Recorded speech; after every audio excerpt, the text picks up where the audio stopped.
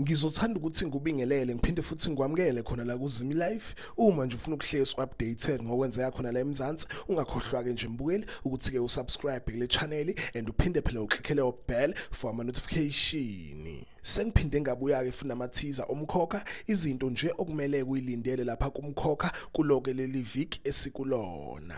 So lapha kumathiza baveza ukuthi ke uMamzobe izono zakhe izomlandelela nezinto ke zobumnyama ekade ke zenza.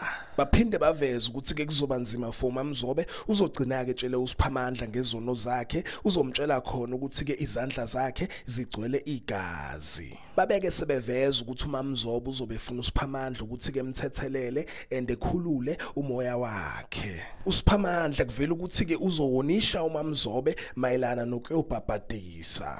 Baphinde baveza ukuthi ke uMamzobe izomkhalela mayisebhabhadisa kuzokwenzeka into angayilindele ezobe yenziwa nguMvelase. Ngidlule ngiye kwindaba ke thinta uNdlovu noDifa baveza ukuthi ke uSiphamandla uzotshela uDifa ukuthi akahambe yoxolisa kuNdlovu ngalesenzo asenzile. Baveza ukuthi ke uDifa uzonqaba ukuyoxolisa, babeke sebeveza ukuthi uDifa uzogcina ke ikhokhile imali kodwa kuNdlovu kuvela ukuthi ke uzobefuna ipublic apology. Ngidlule ngiye lapha kwindaba ke thinta uNobuntu kuvela ukuthi ke uNobuntu uzozama ukuyoxolisa lapha kuMabusi kodwa ke izinto izoba muncu. Baphinde baveza ukuthi ke uNobuntu uzokwenza ke isitatimende sokugeza igama lakhe ecaleni lokukhwabaniswa kweimali. Babeke sebeveza ukuthi ke uMenga uzofonela uNobuntu, baphinde baveza ukuthi ke uNobuntu uzonika uMabusi isiyalo esididayo. Ngidlule ngiye lapha kuKhulekani kuvela ukuthi ke uKhulekani benonomkhosi